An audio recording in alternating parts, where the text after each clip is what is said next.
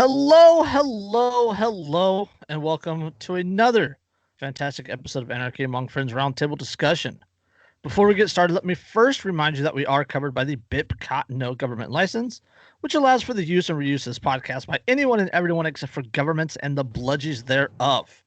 You can learn more about that at bipcot.org. That is BIPCOT.org. We're also protected by Brandenburg v. Ohio, 1969, which ruled that the government cannot punish inflammatory speech unless that speech is, quote, directed to inciting or producing imminent lawless action and is likely to incite or produce such action. Therefore, everything said here on Anarchy Among Friends Roundtable discussion is entirely hypothetical. This is episode 125. Jeez. And I'm still amazed we still have a podcast. People are still actually listening. Like, wow, it's Like more people. We're still getting almost as many views on YouTube as we do actual like MP3 listens, podcast listens. And only one of those is me. when I'm not on an episode, I watch you guys though, and I want to say thank you that you guys plug my book even when I'm not here. You guys are some of the best friends I've ever had. But we're still you have such a low bar. I'm just putting that out there. Hey, not really. I'm easy to get along with. Okay, I'm fucking low maintenance. Ask my husband. Super low maintenance. And one of the listens now finally is Lindsay. She actually went back and started listening to some of the podcasts because she never does. She never pays any. So she finally listened to them, and I was at work and she complained because apparently I got the Ferengi rules of acquisition incorrect on one of the episodes. And I'm like, I don't even remember saying anything about it. So you're going to have to remind me what that conversation even was. Oh, yeah. Because apparently it's that a deal is a deal is a deal when it's between Ferengi. Oh. I didn't include the when it's between a Ferengi thing. Gotcha. So whatever. Okay. fucking nerds. Well, I'm always fucked up on here anyway, so I can't be held accountable for any of the errors I make. Oh, yeah, I was like, you know how many beers I probably had by the end of that podcast? You can't blame me. Yeah. I'm either high or drunk. Yeah, I can't be held responsible for the things that Drunk Andrew says. I'm stoned out of my gourd right now. She was on episode 69. She knows we don't take this seriously. Yeah. Yeah. And I don't even know how long I can stay tonight because my back I've been having an episode. For anybody who doesn't know, I don't, talk about it too often, but I'm a 90% disabled veteran. I've had 3 back surgeries. I lost an entire summer of my life to the fucking Navy Medical trying to fix what they broke. And you don't got to explain it. I mean, last week was Valentine's. We took the week off for you guys. It was Valentine's, and this week your back hurts. I'm just I'm not saying there's a coincidence. So. Look, I already told you guys, it's because I got too used to having that fucking hot tub through the winter, and this year it's broke. Yeah, I know you're having to live like the pores again. Okay, we're still the pores, damn it. Look, it was part of the house when we bought the house. We're not sure if we're going to be able to replace it, okay? Every time you turn it on, come on, work. Yeah, but it doesn't. It just gives me a fucking flow error, and yeah, I don't know what to do about it. But whatever. Have you tried hitting it with a hammer? Because that's my solution. Wow. See, I was told one time, what you need to do is whenever a piece of electronic isn't working, is you find an old piece of electronics, right? Like an old calculator or something, right? And you sit it down next to the piece of electronic that's not working. Mm-hmm. And then you take a big ass hammer and you smash the ever-loving shit out of the old piece of electronic. And then in a very quiet... Make an example of it. Right? And then, in a very quiet but stern voice, you inform the not working piece of electronic that if it doesn't start acting right, it's going to get the same treatment. Right. And 60% of half the time, it works. Right. Brian, that doesn't even make sense. But I'm not sure I'm willing to sacrifice old technology for something like that because that shit still fucking works. You got plenty of still kids. works right now. Smash a kid. You got plenty of them. Yeah, no shit. If I'm willing to do this to one of my kids that doesn't work, what do you think I'm gonna do to you? No, unfortunately for that scenario, anyways, all my kids work. So. Oh well, that's a bad segue then. Terrible segue. I was gonna say something about speaking of smashing in episode 69 and Derica's back hurting. We need to talk about Larry Flint. Yeah. Yes, the man who's actually done more than he's done more for your freedom than the government ever has. Well, yeah, I mean he has, but no, I was gonna compare him to Hugh Hefner. Okay, I'm gonna make a statement. He has achieved more for your freedom than Ron Paul. Yeah. That is true. That is true. Yep. He's achieved more for freedom than most people have. Yeah, he's up at the top of that heap. Which really, I think, means that heap of rising bodies. Yeah, I would say the moral of this story is that when you really want to achieve freedom, you need to show some boobies. Yeah. and be unapologetic about it. Everybody knows sex is what makes the world go round. What was sex is like the motivation for men, right? It's like the only motivation. Everything else, money, power, all of it is about getting more pussy. They can be motivated for the means to acquire more pussy, but all of it comes down to acquiring pussy. The means. Our MGTOW crowd just left. Well, and yeah, well, I don't think anyone's missing. We didn't like them anyway. Yeah, I don't think anyone's missing them. So, yeah, this is a I don't think they were here anyways for episodes that I'm in. I don't think they would. Yeah, they're. Oh, but why do you have to have that female? Yeah, who wants to hear her fucking opinion? I mean, I'm just gonna point out that those guys really are pretty much just gay without the sex. I just want to. Oh yeah, there's definitely some bro jobs among them. Yeah, bro jobs. Yeah. So, all right, this is an article from Reason. Larry Flint made the world freer for everybody by pushing boundaries. Yep. Right, and the subtitle is or subheadline is abrasive, tasteless, and uncompromising. Flint undoubtedly made the world safer for speech of all varieties. Hell yeah. So. Yeah. And he was tasteless. Let's not fucking sugarcoat this. I think it could be argued that there's moments that Hustler was artistic. By the picture in the article, he's got good taste. Yeah. I'm just but that's not. Yeah, never mind. You guys know what I mean. Everybody knows the difference between Playboy and Hustler. Okay. Yeah.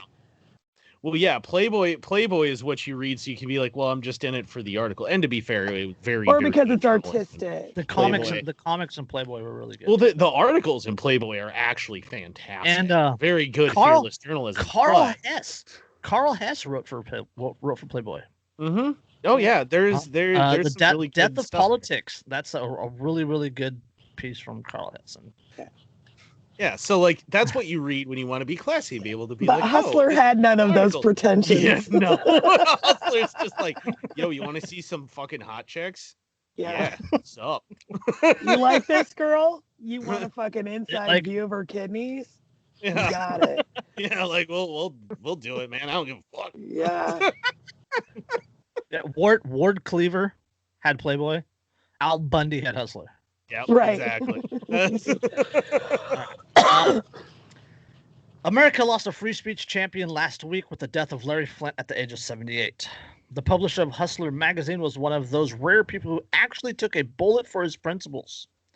In the age when too many people believe speech is worthy of protection only if they approve of its content, he was a reminder that the greatest champions of liberty are often confrontational outliers who are willing to offend and push back boundaries. Sounds like a couple of people we might know. Anarchy among friends. Yeah, we don't offend people. What are you talking? We are a constant fucking delight. Yeah. We are. Flint may be best known for the case of Hustler Magazine Inc. versus Falwell. Yeah, that's totally what he's known for. Yeah. I mean, no, but yes. The case turned on a I know. 1983 ad parody, which lampooned advertisements featuring celebrities, quote, first time with the drink by portraying prominent social conservative preacher Jerry Falwell's, quote, first time with his mother in an outhouse. While the piece was clearly labeled as a parody, Falwell filed suit for invasion of privacy, defamation, and intentional infliction of emotional distress. Oh my God, invasion of privacy. Those fucking charges sound like an admission that that's how I that was gonna shit say, actually went down. I had the same thought. Like, I'm like, wait, invasion of, was it a fake? Like, Yeah. I'm sorry, what? Emotional distress, like bringing up bad memories. What? What? I mean, was See, that like a thing Jerry there? Falwell was born in Lynchburg, Virginia, so it is possible. I mean, he is Jerry Falwell. So, but I mean, just like the thing that I love about it is like, you can laugh about how offensive, like, say, Mad Magazine or National Lampoon were and everything, and they're kind of trailblazing there. But if you can utter the sentence, it was a satire ad about Jerry Falwell's first time in an outhouse with his own mother. Yeah. Holy shit. So, invasion of privacy, defamation, and intentional infliction of emotional distress. So there's like Howard Stern, and then there's Larry. Yeah. Oh my God. Like. Yeah. Okay. So the thing is intentional infliction of him. Is Falwell admitting that he reads Hustler? Yeah. Well, I don't know. Because wouldn't he have to read it in order to see that? So therefore, that's the only way. no, I don't know, man. I intentional. feel like All right. somebody he knows does, though. Right. The courts initially rejected the first two claims, which were invasion of privacy and defamation, but ruled in Falwell's favor on the emotional distress claim and awarded him damages. Because of uncertainty over the First Amendment protection for speech that allegedly caused emotional distress, the case worked its way up to the U.S. Supreme Court. There, the court found that the public figures such as Jerry Falwell must meet with an extremely high standard before they can collect damages from people who mock them. For a unanimous court, Chief Justice William H. Reinkarst wrote, quote, "We concluded that public figures and public officials may not recover for the tort of intentional infliction of emotional distress by reason of publications such as this one here at issue without showing, in addition to the public, that the publication contains a false statement of fact which was made with, quote, actual malice, with knowledge that the statement was false and with reckless disregard as to whether or not it was true." Now, I don't know why anybody should be able to collect damages for infliction of emotional distress, like by itself, as like that's the only thing. I mean, like if you fucking hurt somebody and it caused them like emotional pain on top of, their other problems you caused them, that's kind of a different thing. Well, yeah. But if that's the only charge, you hurt my fucking feelings, seriously? Well, yeah, I mean, I used to work selling insurance, and they had this joke in their like prescribed presentation for the insurance that was like, oh, we'll pay for, we'll pay if your leg is hurt, we'll pay if your back is hurt, we'll pay if your something else is hurt, we'll even pay if your feelings are hurt. Ha ha ha. Well, not really. And then you go on. First of all, it's a horrendous joke. Second of all, that was a joke.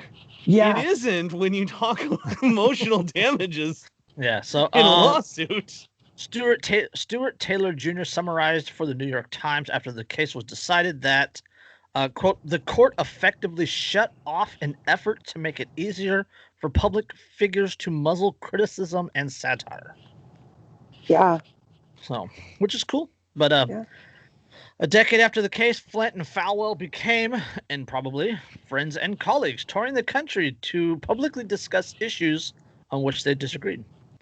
Quote, we went to colleges debating moral issues and the First Amendment issues, what's proper, what's not, and what's why. Flint told the Los Angeles Times after Falwell's death in 2007.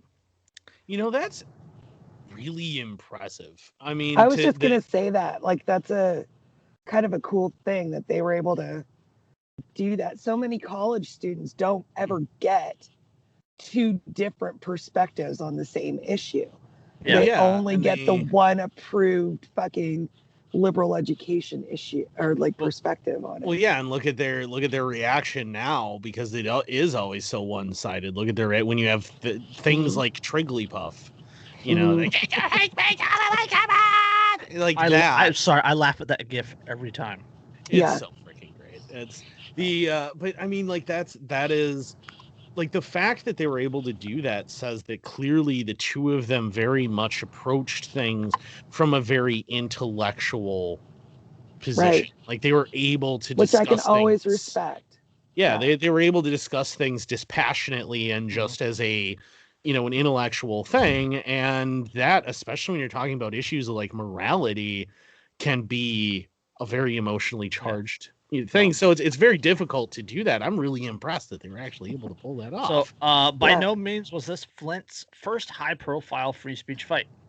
In 1976, Flint was sentenced by an Ohio court to serve 7 to 25 years in prison on obscenity and organized crime charges. He served 6 days before the sentence was overturned. In 1978, during an obscenity trial in Gwinnett County, Georgia, Flint and his attorney, Gene Reeves, were shot by a sniper who was reportedly infuriated by depictions of interracial sex and hustler. The shooting left Flint permanently paralyzed from the waist down, and the obscenity charges were dismissed after the incident. He did literally take a bullet for his beliefs. Yeah. Flint and Hustler battled not just the social conservatives, but activists on the left as well. Even as the Falwell case worked its way through the judicial system, Andrea Dworkin, who opposed photography from a feminist perspective, sued Hustler for libel and defamation after she was parodied in the magazine. She too was turned away by the courts. In later years, Flint turned his sights on capital punishment. He challenged the secretive protocols in drug cocktail states use in administering the death penalty on the grounds that they violate the Eighth Amendment protections against cruel and unusual punishment. He even opposed the execution of Joseph Paul Franklin, the man who confessed to the shooting in 1978. Wow, that's like really believing. I mean, like truly believing what you believe. Yeah. To be like, yeah, this dude shot me. But that doesn't mean I want the state to kill him. Like, no, I do not support the state killing him. I'm not okay with that. Period. Even if he did what he did to me. Anyone. Yeah, no, not allowed. Now, victims and their families in cases which are indisputable, where guilt is indisputable, I don't have a problem with people putting down animals that hurt innocent people. But I don't think the state should ever fucking be involved in this. Yeah. Flint wrote in 2013 a Hollywood Reporter piece that, quote, supporters of capital punishment argue that it is a deterrent which prevents potential murderers from committing future crimes. But research has failed to provide a shred of valid scientific proof to that effect whatsoever.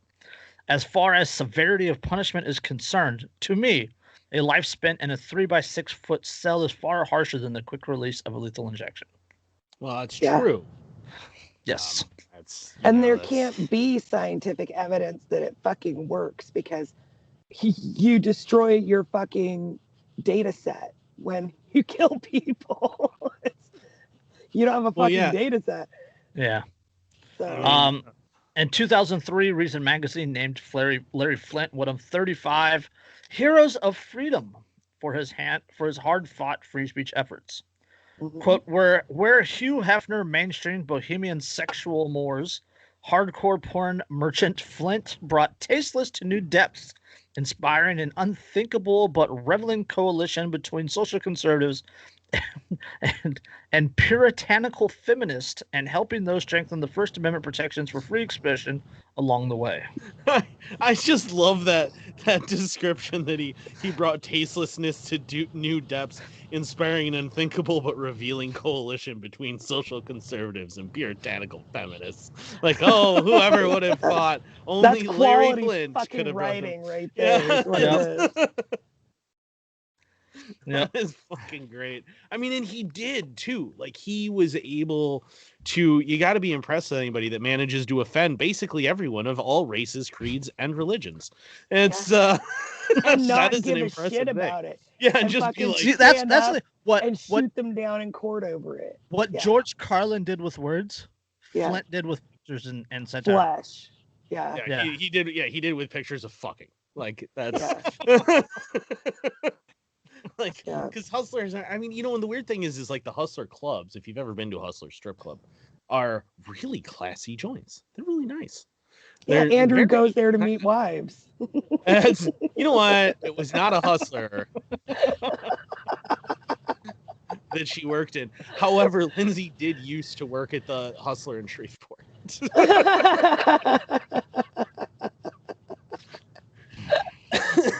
But that's besides the point. The point is, and not to any new infantrymen that may be listening, I want to let you know, no, the strip club is not a dating service. No, it's not. Please don't use it that way. It's called Plenty of Fish, not Plenty of Flesh. Right. There's a difference there. All right. I'm pretty sure it's just OnlyFans is plenty. What was that meme about fucking stripper fiance and a fucking 23% interest rate? Oh yeah, Or something like that. Yeah, about the, because it's, you know, it's the most infantryman in the world thing where Yeah. Yeah. It's all lower enlisted really, every branch up to like E3, 4. Yeah, Yeah. well, I mean, once you hit E4, then then your main focus isn't on being really dumb. It's on just shamming your way through the rest of your career, ideally. So, Yeah. Pretty much until you get to a rank where you don't even have to fucking sham anymore. People yeah, just don't dare question you anymore. there's a certain point where you can just be like, oh yeah, you want me to do that? Definitely, I'll be right on that. Hey, you, come here. Yeah. Go do this thing. And you don't Yep. have to do a damn thing. Yeah. Life is like that though. I mean, your kids hit the teenage years. It's kind of like that at home too. Hey, you, come here. You're going to go do this thing that I don't want to do. Yeah, exactly. Let's see. Others might raise objections on the grounds of Flint's frequent violations of standards of good taste or the misogyny of some of the material published in Hustler, in addition to the usual objections of portrayals of nudity and sex. He was, without any doubt, a boundary pusher, and he wasn't always discriminating about the boundaries he crossed. That sounds like a free dude to me. Yeah. I would hang out with him. Yeah.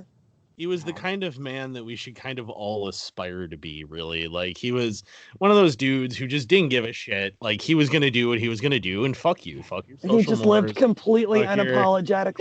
Yeah, it's on that same par with like Hunter S. Thompson. Yeah, where, I mean, dude, fucking Hunter S. Thompson got into a gunfight with his neighbor over a border dispute, and nothing ever happened to either one of them, and it was filmed. Like, Let's see.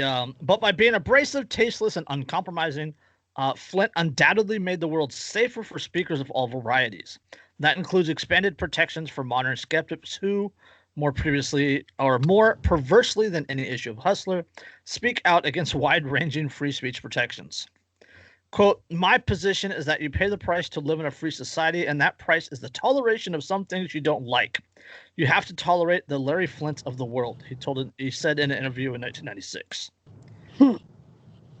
So, Yeah. and then the final article, or the final paragraph says, in doing his best to offend just about everybody, Larry Flint undoubtedly strengthened protections for the freedom of the people he upset. To judge by the state of the world, we would benefit from more people just like him. Yep. Yeah. Well, and I love that too, that in, what was that, in 96, that he said that when people called him a hero, that he was like, I wouldn't have willingly given my legs for anybody. I'm pretty sure that makes me not a hero. Like, I didn't want to do this, and if I'd had, like, no, that wasn't a choice. Yeah. Like, if I'd known, I would have been like, nah, fuck you. But Yeah. But that's the other thing too, is like that he was so honest about stuff, because he was just like straight up like, no, I'm a fucking coward, man. I wouldn't.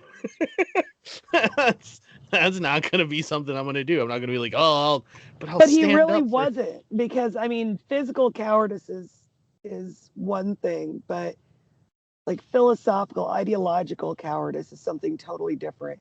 And being brave ideologically, philosophically, is much more difficult than being brave physically. Well, yeah, because at the end of one, you die. So it's a very limited term thing. Right. You don't need to be brave nearly as long if you're just being physically brave. Yeah. So, whereas the other one's going to sting for a very, very, very long time. Right. But yeah, I mean, that was the thing, is that he also, like, it's amazing that he was like, no, I mean, like, I think you're wrong, and I don't give a shit that you're yelling and screaming about how I'm morally abhorrent, but I will absolutely fight all day for your ability to yell and scream at me that I'm morally bankrupt and just terrible.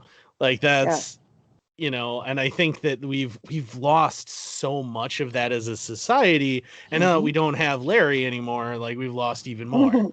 So it's, well, not only that, but like people like Larry. If Larry Flint was starting today, it would be an entirely different situation. Like if Hustler was trying to build in today's society, it wouldn't be anything like it is, right? Like people like Larry Flint, you know, they're the outliers, right? That's what it said in the article, was outliers, right?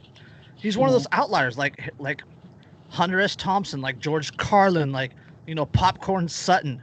That kind of attitude, that kind of bravado, that kind of mindset, that kind of I'm going to do what I want to do. I don't care what you think.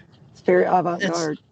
It's almost gone in today's society. So. Well, and because everybody's, when people push the boundaries like that, they're making more room for everybody else.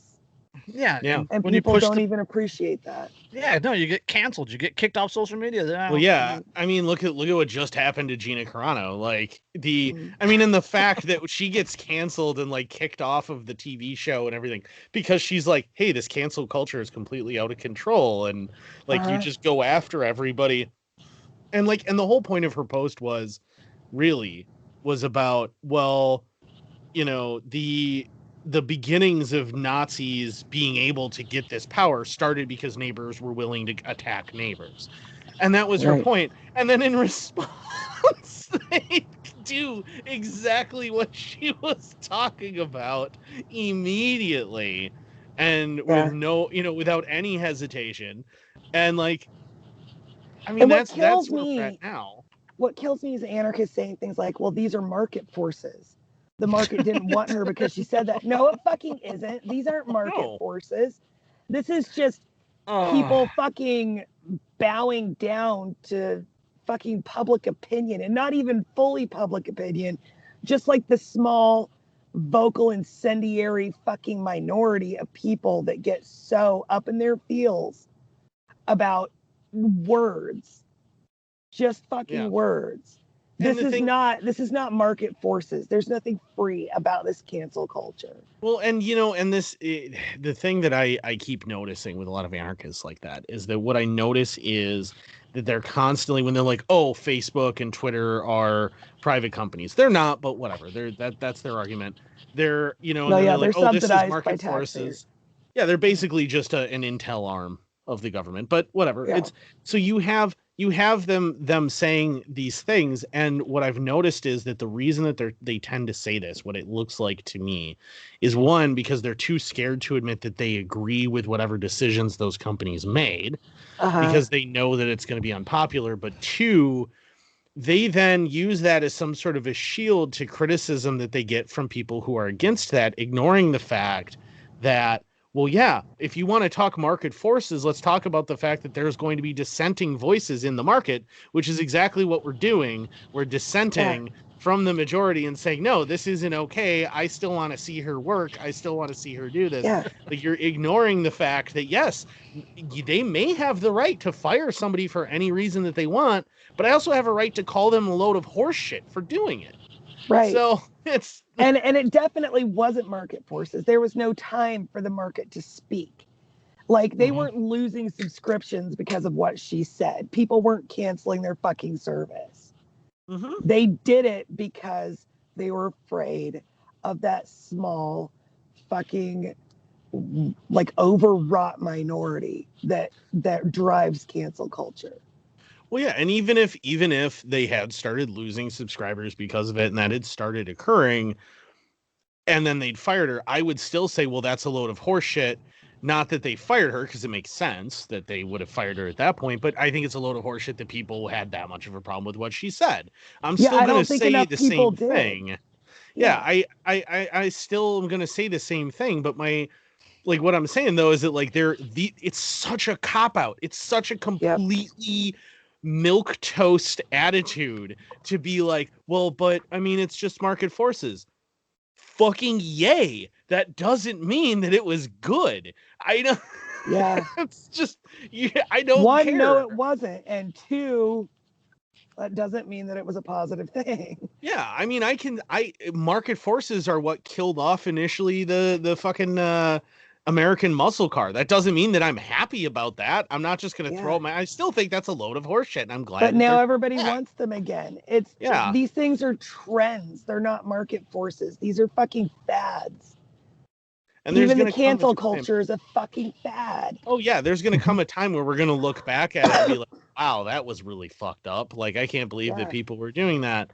And I mean, it's like if you look back at what's his face, the security guard at the Olympics in Atlanta. Remember with Rudolph when Rudolph did the bombing and everyone like accused him of, like, the FBI was investigating him for planting the bomb himself, and then the media just ran with it, and then and he was condemned and his life was pretty much ruined and everything else, and he had to sue all these media outlets and whatever else, and of course it was Eric Rudolph the whole time who had done it. And like and now we look back at that and we can talk about it and be like, Jesus, look at how horrific these people were. And we even like a more recent example, the Washington D.C. smirk kid.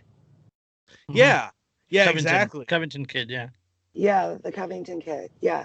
Once it started coming out what the reality was and everything else, and we look back and we're like, look at you fucking psychopaths who just jumped on this fucking bandwagon. They sued the media outlets that smeared the shit out of that poor kid. Well, yeah, and it was the second one. Yeah, and again, it was the second time they had to do that, because the first time was with that poor security guard who was a goddamn hero, and it took, and the funny thing is, it took 60 minutes to admit that, do their investigation and determine that there's no possible way he could have been the bomber, and that the FBI was full of shit, and that fucking reporter in like Atlanta was a piece of shit and everything, and figure that out, and then call him a hero again for him to kind of start to get his life back. But he wound up settling with all of these major news outlets and everything else. And we look back at that and we go, yeah, and he should have gotten paid because they destroyed his life with no evidence and everything else. And aren't they pieces of shit? And then the same thing with this kid, where we look back, and go, oh, look at that. You just ran with this story. You didn't fact check. You didn't nothing. And you destroyed someone's life. And then they sued you. Yeah. Of course they did. Fuck you. That's like the fucking definition of libel, for God's sake. Well, yeah. And now, this cancel culture thing that is taken off in the past couple of years. In a few years, we're going to look back at it in exactly the same way and go, yeah, you bunch of fucking psychopaths flying off the handle constantly. You deserved what you got. Yeah. That's exactly Welcome to the dystopia that you fucking built, you idiots. Yeah, you clamored for your fucking own oppression. And then you got it, and you are going to deserve every ounce of the oppression that you got. It's funny because that's why we all laugh about when the left eats itself. Yep. None of us is politically right. We're fucking anarchists. I I saw one the other day about the left eating itself. They said that gay white men don't deserve LGBT protection because they're not oppressed enough. Yeah, I know. I See, saw look that. at it. They're turning in on themselves because as long as they had, outside forces, the hardcore left had outside forces to push against, they just focused on that and then kept demanding more and more and more. Well, now that they've basically just taken over culture, now they have no new enemies on the Yeah. outside, so And they're turning in on themselves and what eating kills me themselves. about that, Jason, is that instead of, they could have told the exact same story and made the exact same point in a positive way. They could have made it about, this is a victory that that this subgroup within the LGBTQ community is now so accepted that it's not even worth remarking on anymore. Oh yeah, And this is what we want for everybody, and like make it that kind of thing. But instead of doing that, they fucking turn around and savaged these people who aren't oppressed enough anymore. yeah. Well, and that's it. Like There for was, some reason, it's a betrayal of them or something. yeah, like, oh well, how dare you actually succeed in what you fought for so hard and what we claim we're fighting for? How dare you actually succeed in that? I mean, and man, have they, like, the guy who won Top Shot a couple of years ago? He's on that the Go Big show right now, doing trick shots and stuff. He's gay. He's married to a man. He's Asian, but I heard him on a podcast recently talk about how he was like, the funny thing is that he's like, if you believed what the leftist media, and I love that he says it, what the leftist media has to say about gun culture, you would think that as soon as I came out, as gay, because he used to work actually at Google. And so he was like, in Silicon Valley, I'd already come out. But then once they started getting popular in the shooting world, like, I felt like I had to come out again because otherwise awkward things might happen. But he said, when I came out, he said the gun culture collectively was like, like shrugged. Like, okay. Yeah, and then they moved on. Yeah, Chris Chang. Yep, Chris Chang. And he was like, and everyone was just kind of like, yeah, He's from and they moved on, and no one cared. And it's funny because he's like, if you believed what all these leftists yell and scream about gun culture, you would think that this would have been a really big deal. And he's like, it was such a massive non-issue. He's like, I could not stop smiling about it for weeks because it was just like, I came out and everyone's like, okay, well, so are we going to shoot or what? Like, the left doesn't want things to actually be a non-issue. They always want, they claim to want to end oppression, but they wouldn't know what to do with themselves without oppression. They need oppression. They need to feel oppressed. They can't handle anything being a non-issue. If you aren't oppressing them, that's not enough. You have to still be focused on the problem. You still have to be focused on this struggle and that struggle, and you have to go out of your way and do all of this, and you still have to make a big deal out of it, but in the way they want you to make a big deal out of it. Remember that article, like, I think that was last year that came out, that was how being colorblind is itself latent racism. Like, they now not being racist is racist. Like, yeah. I know. And I talked about it with my friend, who's my friend here in the neighborhood. She's Black. She walks with some of us ladies. We're all good friends. And I get from her perspective what she was saying. Like, the term, I don't like that they use the term colorblind for that, because that's not really what they mean when they say that. And it's confusing. So again, people, please don't just throw around terms and phrases. Fucking know exactly the meaning of the words that you're using, because you create these huge misunderstandings when you don't. Well, that's the problem, is that the left can't allow words to actually mean what they mean, because if it did, then you could apply logic to their arguments and point out that they're all completely fucking insane. Right. And you'd cut them off from their ever-present fucking escape route behind subjectivity. Mm-hmm. Yeah. Yep. Oh. That sounds like a conversation for intelligible people. I'm not about that. All right. But yeah, I'm too high for that shit. Moving on. While you guys were talking, I clicked on one of the links in the that recent article, and it brought me to the piece that Larry King wrote about Jerry Falwell after he died. and the article is titled "The Porn King and the Preacher." Huh. It's a really good piece. Put a link in the description. Well, it's linked in the article. Oh, okay. From the sounds of things, it sounds like he was actually kind of broken up about Fall stuff. Like he was sad about it. That he considered him a friend. He thought he was an interesting person. Afterwards, yeah. Like what it is like Jerry had gone after after Hustler magazine. Jerry was the leader of the quote moral minority, and the whole Bible Belt thing and all that good stuff, and had gone after Larry for several years before Larry did the parody, and then sued him. So. Yeah, and I love the quote from that interview in '96 that's in the article, that where he said, "My position is that you pay a price to live in a free society, and that price is toleration of some things you don't like. You have to tolerate the Larry Flints of this world." Mm-hmm. Yeah. Not that we live in a free society, but still. Yeah, we live in a society. Yeah. I had to reference the new Joker movie and the fact that. But actually... one of the best things about Larry. God, that article was in the Seattle Times. Jeez. Yeah. So one of the best things about Larry Flynn here that I just want to highlight for a second, all these people went after him constantly, right? And what did he do? Did he sue them for libel? Did he take them to court? No. He exercised his free speech and he just fucking made fun of them in his own publication. Yeah, that's he just endlessly. He did what I call a Chaucer move, right? Because Geoffrey Chaucer like eviscerated people constantly in what he would write and things, to the point where we still laugh about the people he made fun of all these years later. I mean, same thing as like Machiavelli in The Prince was actually making fun of the leader, and we still talk about it to this day, although people seem to not notice that The Prince is actually intentionally facetious, but whatever.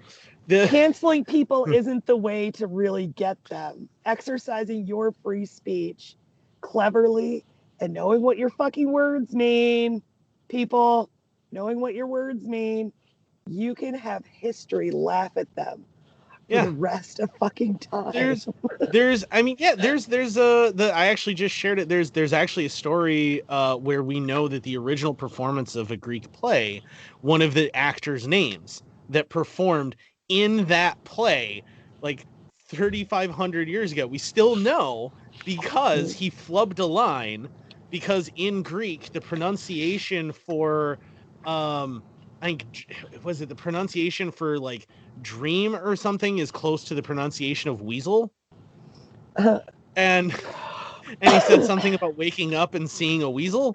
It's the calm. That's what it was. The word for calm and the word for weasel are pronounced very close, and he was supposed to say, "I see the calm before the storm." Instead said, "I see the weasel before the storm." Nice. And he screwed up so bad that it was like 2,000 years later, we still laugh at this guy's screw up because everyone made fun of him constantly. But that's if you cancel them and you just get rid of them, then no one will ever remember who they were. No one will ever know that they had ever done it, and no one will ever appreciate you for like being like, "Hey, fuck you." But if you make fun of them well enough, everyone will remember. Humor can change the world, is what we're saying. Humor will change the world. So, you want to hang out for another one, Derica? Yeah, if it's short. Okay, let's go with this short one then. This is a press release from the Associated Press that says American gave up citizenship in record numbers in 2020, up triple from 2019. So let's see. A record 6,705 Americans gave up their citizenship in 2020. That is a 260% increase from 2019, when 2,577 Americans gave up their citizenship. So that's all? Seriously? That's like all the Americans that give... Yes. There's like 330 million people in this country, and only 6,000 of them wanted to give up their citizenship. 6,705 had give up their citizenship in 2020. Almost 7,000. I mean, it's one thing to become an expat. It's another to actually give up your citizenship. Because remember, it's Yeah. really Right. expensive to give up your citizenship. It Yeah. actually costs more to give up your citizenship generally than like just moving to a foreign country. Right. There's expatriation taxes. You have to liquidate all your fucking assets and pay taxes on all of it. It's fucking insane. Yeah, it is not a cheap proposition, not an easy proposition. Let's see. Which And never made sense to me because people, like citizens of other countries, can own property here. So why the fuck, if somebody Yeah, gives it's up their U.S. citizens Yeah, that renounce must pay a $2,350 government fee and appear in person at the U.S. Embassy in the country of their residence.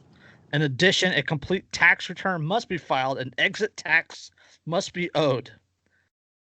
Yep. yeah, If you have don't to like pay it, just them. leave. Why don't you move to Somalia? Yeah, if you don't like it, leave. Oh, but if you leave, we're going to charge you a bunch of money for leaving. How dare you leave? Yeah. Well, I mean, that's what it is. It's the equivalent of like a parent saying, well, as long as you live under my roof, you live by my rules. And then you go, fine, then I won't live under your roof. And then they're like, well, how dare you move out? Okay, hold on. Okay, the exit tax or expatriation tax is a tax on a person who ceases to be a tax resident in the country.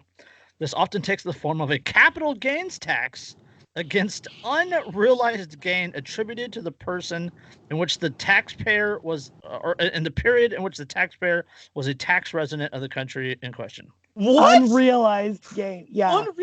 So they're just making up numbers of what you might earn and then taxing you on things that you could have made? Yes. Yeah. Is this this is the Enron school of taxation? Yeah. What the fuck? You can't Yeah. mark to market tax Okay. me. The What United hell is United that? States, the United States taxes its citizens on a worldwide income, even if they are permanently resident in another country. That is true. That is absolutely. Yeah. So even if you earn, because you'll notice when you fill out your taxes, especially if you own your own business, you'll notice that the form will ask you if you earned money in any other country. Yes. There is a reason. They want to know. Yep. And if you have foreign assets, if you have foreign real estate, if you have foreign business investments, if you have, this is why, that is why people will renounce their citizenship oftentimes. Like if I own a bunch of really big international business concerns and I don't want to have to pay taxes to the US government because they're fucking absurd and they're theft, I will move to a country that doesn't have It doesn't do that. income tax, and then I will renounce my citizenship. I will get residency and provisional citizenship for that country, and then I will renounce my citizenship to the United States so that I don't have to pay you anything. But I can Pay still their big ass taxes just one more time. They also and they then they're also done with it. they also tax deferred compensation, which is the 401A or 403B plans, as well as pension plans and stock options. Jesus. and But then if you don't like it, leave. well, yeah, and here's the thing too that you got to remember is that rich people can afford to hide all of these assets in places and ways that they'll never declare it and no one will ever figure it out. Yeah. Yes. So they will never pay those. But you, as an average Joe, a lowly Cayman peon, Islands, Panama, Swiss Yeah. bank accounts. yeah, they will, or Sealand, Yeah. they'll throw bank accounts in Sealand. They'll do all these. But what'll happen, shell companies and blind trusts and all this other stuff that they can do. But they can afford to do that. You as a lowly peon can't. So if you want to do this and move to another country and renounce your citizenship and everything, you will get fucked right up the ass without lube as a regular peon for trying to leave because people told you, well, if you don't like it, leave. Yeah. Because you are tax cattle. Fucking accept that you are tax cattle. Some people use their stimulus checks to pay their expatriation fees. Nice. That is a power fucking move right there. That is a power move. That's big dick energy. Oh, that is definitely big dick energy. And be like, oh, thanks, Daddy Government, thanks for that. By the way, here's my tax debt taken care of. See ya, and just gone. I mean, you just paid for this. Bye. Well, if memory serves, if you still owe outstanding taxes, they deny you. They can't. Yes. Pronunciation. Yeah. They can, so yeah. You have to pay it. You can't just not pay it, or they will keep you as a citizen, even if you're like, no, I'm going to move to this other country and I'm never coming back, and I'm never going to. How about I already moved to another country without an extradition treaty, so fuck you. Yeah, but they'll still be like, well, but you're an American citizen. No, you don't get to just. Yeah, if you have like a bank that is tied to the United States, they can still use the courts to go after it and all that. Yeah, they'll still levy that account. So what we're saying is this is the ultimate domestic abuse relationship. Yeah, that actually had just occurred to me. Is like this is the definition of an abusive spouse. Like, no, you're still with me. No, I left you. No, you're still with me because you can't have any of your own money. I'm taking it. Yeah, so. and I'm taking it all. Bitcoin's at 58,000. I'm just saying. You know how much that pisses me off, because I cashed out my 401k from my old job when it was at 5K. Yeah. I had bought one Bitcoin at 5K. That's like 1,000%. Are you kidding me? God. Yeah, I sold mine back in November when it was like 8,000 for a Christmas present.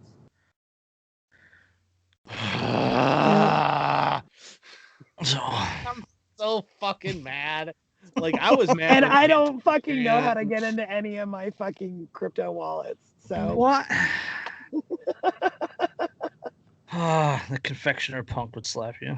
Like that guy. It's not like I had a lot in there anyways, you know. But... Yeah, there's that guy that has like millions of dollars worth of Bitcoin, or like $1 billion worth of Bitcoin, and he's only got one more password attempt. Yeah, like 225 million or something. Yeah, and he's got one more password. I probably have. I don't even fucking know anymore, but there's probably like a couple grand in my fucking Bitcoin account wallet, but I can't get into it because I don't know where the fucking passwords are. See, I mean, at least you have it though, that if you could figure it out, because like I had when I was in high school, I think I was a sophomore. No, I was There's no way I could figure it out. It's like a 12-character password that's just randomly generated. Yeah, that's oh god. Yeah, and I was a junior in high school, and when I was a junior in high school, one of my buddies had been like, hey, so I'm gonna mine this thing called Bitcoin. I'm gonna start doing this Bitcoin mining thing, and like if you invest $100, like I'll start mining with you, and you know I'll set up a machine that'll just be for you to mine Bitcoin and stuff, and we'll get in on the ground floor and it'll be great. I said no because I thought it wasn't going to go anywhere, and he currently has retired early from his teaching job with $150 million net worth. Jesus. Because he sold off all his fucking crypto. I am pissed as hell.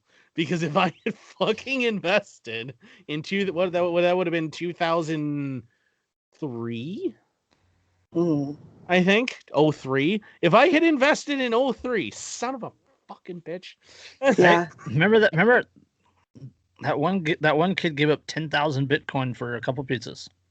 Yeah, I mean Bitcoin's at 58 grand right now, right? 58 grand. Yes. So Bitcoin's at $58,000. And he gave up. Yeah, it'd be like, I'm sorry, it's at 57 right now, so it would be at like 569 million. Yeah. $570 million.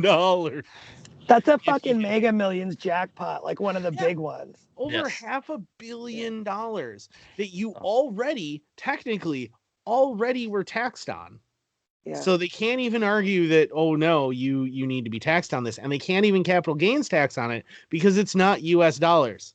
Right. It's Bitcoin, it's crypto. So it's only potential, really. It's only potential currency, like according to them and their definitions and shit. Yeah, my God. I mean, the amount of money if you had just not bought that fucking pizza. The amount of money that you could have had now, Yeah. I gotta go though, guys. I can't sit here any longer. I gotta go. All right, fucking sister. lie down. Yep.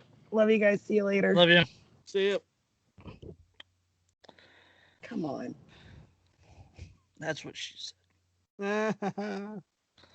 So, all right. So, just you and I.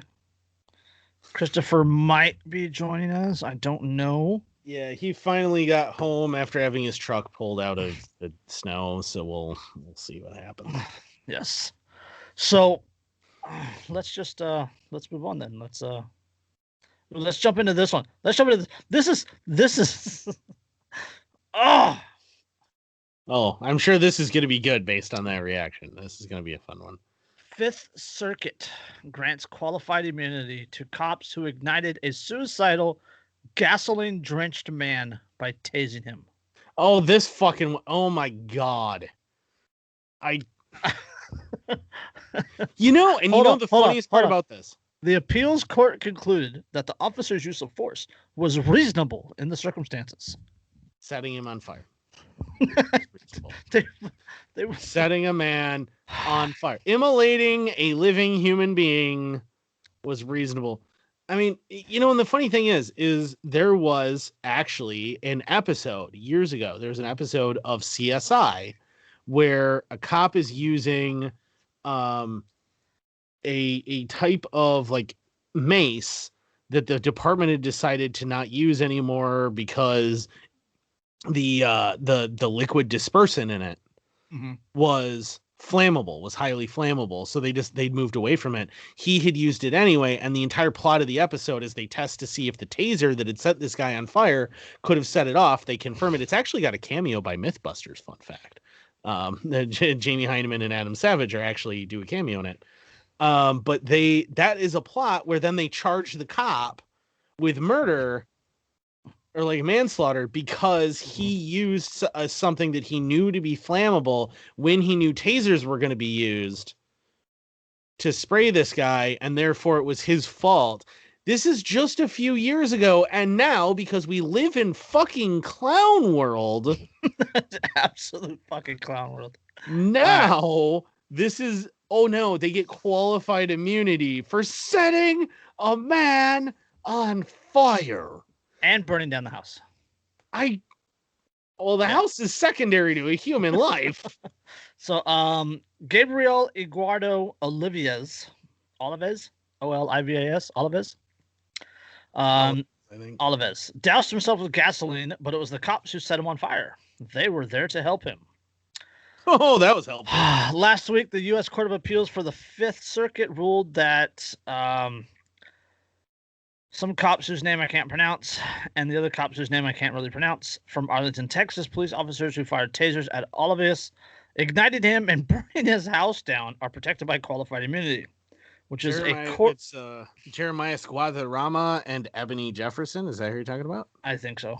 Yeah. Yeah, Bludgy and Bludgy. Mm-hmm. A court invented doctrine that shields government officials from federal civil rights claims unless the alleged misconduct violated, quote, clearly established law. While Olivius's family argued that the Bludgies used excessive force, a unanimous Fifth Circuit panel concluded that the actions were reasonable in the circumstances. And the thing is it just jumping down here again, according to the family's account, which again, the Fifth Circuit was supposed to accept as true in the context of this ruling, Elliot shouted to the other officers, if we tase him, he is going to light on fire. Yeah. June 10th, 2017, Olivius called 911 to report his father was threatening to kill himself. According to the Fifth Circuit summary, Olivius' son said the father was threatening to, quote, burn the house down. The assertion contradicts the family's account, which the court was supposed to accept as true in determining whether the officers deserved qualified immunity. The family maintains that Olivius, quote, did not threaten to harm his wife, his son, or anyone else in the home. Upon entering the house, Bludgy smelled gasoline. Olivia's wife, Selena, directed the cops to a bedroom where they found Olivia's, quote, leaning against a wall and holding a red gas can.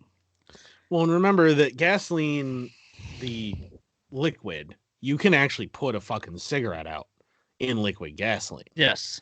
It's the fumes that are incredibly flammable. And when they walked in the house, they could smell, meaning there are a bunch of fumes, gasoline.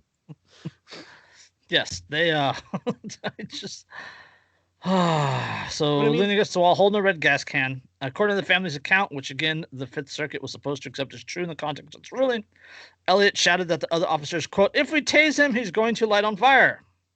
Elliot discharged pepper spray in Olivia's face, which temporarily blinded him. Yeah, so this is Caleb. They're talking about Officer Caleb Elliott, who is one of the guys who was there. He wasn't charged. No. With anything. So, because he was like, hey guys, don't tase the man. He's coated in gasoline and electricity will start a fire. This is a bad idea. We're going to mace him, though. We're going to mace him. We'll still mace him. Which, but I mean, again is flammable. Yeah, can be. It depends on the formula of the mace. But even if it was, his intention by macing him was, I don't want to set this man on fire. I don't want this man to die. Yeah. So he didn't get charged because he was a fairly reasonable person here. So Elliot discharged pepper spray in Olivia's face, which temporarily blinded him. Around the same time, Olivia's poured gasoline over himself. According to the Fifth Circuit, it is not clear whether this happened before or after Olivia set him with the pepper spray. The court says the cops and Elliot, quote, noticed that Olivia was holding some object that appeared as though it might be a lighter. Guatemala, whatever his name is, fired a taser at the gasoline-soaked man, causing him to burst into flames. Dude, you're from Southern California. How are you having so many problems with Spanish last name? I'm from Central California. I'm from whatever. You're from Cali, though. How are you having so much problem with Hispanic? I don't know. You're from Wisconsin. Don't you speak German? A little. Not Jefferson, well. Jefferson also fired his taser, although he initially denied that he had done so. Yeah, quote, I love that he fucking lied. He fucking lied about it because he knew that what he did was wrong, and now the court's just going, well, I mean, what you did was wrong, but who cares? Yeah. I mean, because that's literally by saying that the court's saying that they get qualified immunity, they're literally saying, well, what you did might have been completely wrong, but nobody cares. Yes. It doesn't matter. Quote, the fire spread from Olivia's to the walls of the bedroom, and the house eventually burned to the ground. The Fifth Circuit notes. Olivia's was taken to the hospital, where he eventually died from his injuries. The officers thus precipitated the very outcome they were ostensibly trying to prevent. Yeah, and that's exactly the thing that drives me nuts here, is the fact that they showed up because this guy is threatening to burn the house to the ground and possibly set himself allegedly threatened to burn it to the ground. Right. I mean, and we'll never know now, but the family is saying, like, they called the police because they're like, oh my God, he's spreading gasoline around. He's threatening to burn the house down. And so they show up. And their response is to set the man on fire and burn the house to the ground.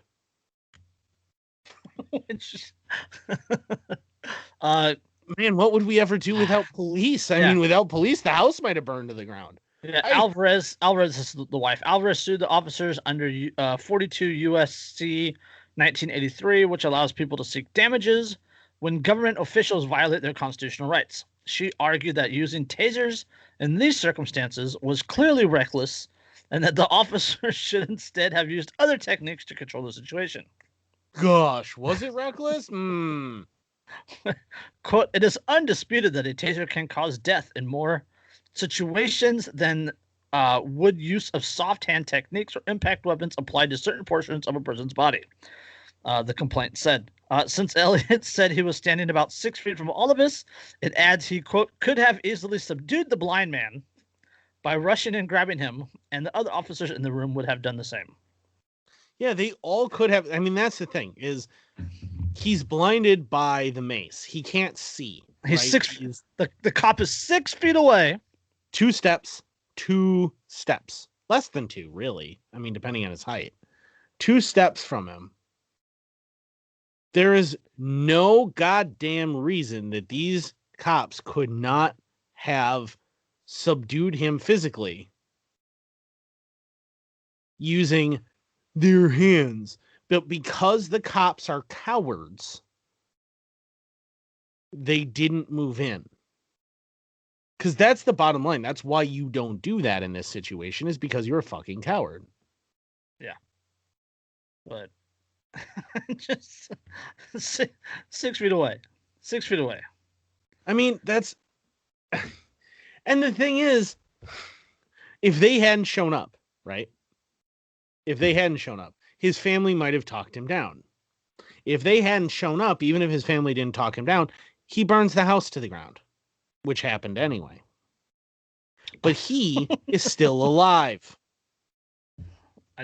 But instead, the cops show up and he dies and the house still burns to the ground. And the cops have only made things worse because they added a death to the property damage.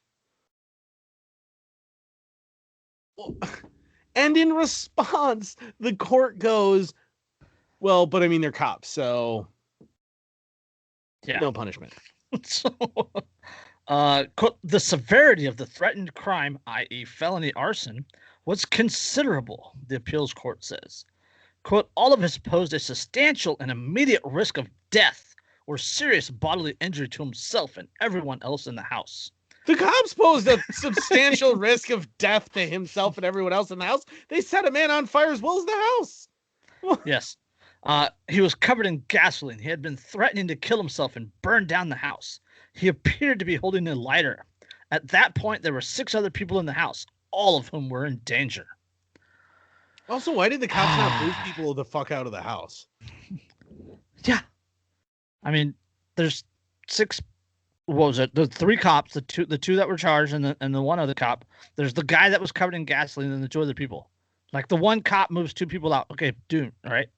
No. Right. Half the people are in the situation. And there are so many things that you could have done in this situation rather than burn a man alive. Because I mean, like, let's not, and let's not confuse this. Like, this is a crime that was happening with actual victims. Yes. Right. This is an actual crime that is occurring that these police are responding to.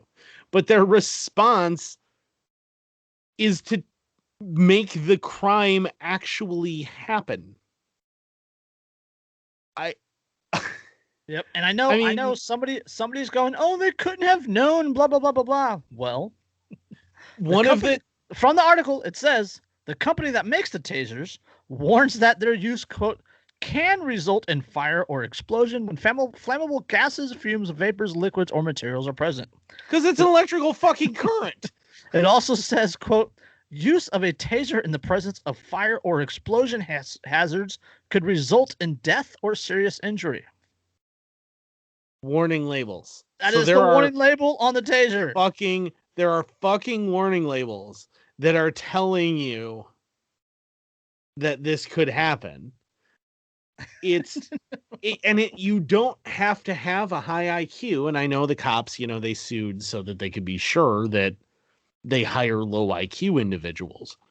But you don't have to have a high IQ to go, hey, an open spark plus gasoline is bad. Yeah.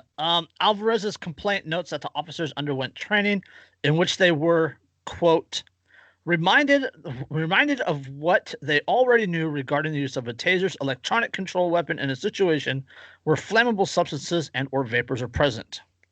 In those circumstances, they were told, quote, a taser should not be used. So they were trained not to do this. So Yes. let's cover and let's recap here. So it's super obvious to even the dumbest individual that an open electrical spark in the presence of flammable gasoline fumes and liquid gasoline is going to be a bad thing and is going to cause a fire. A cop said, hey, don't tase him. You're going to cause a fire. Mm-hmm. They had been trained recently. Hey, in this situation, don't use your taser. You're going to cause a fire. The warning labels on the taser say, hey, in this situation, don't use your taser because you'll cause a fire. They used their taser. It caused a The fire. fire and the death. And the court's response is, well, but they were acting in good faith. Good faith. Because for qualified immunity to be applied, they have to be acting in good faith. So the court is saying, well, I mean, they're acting in good faith. Yeah, and After all of that. All right.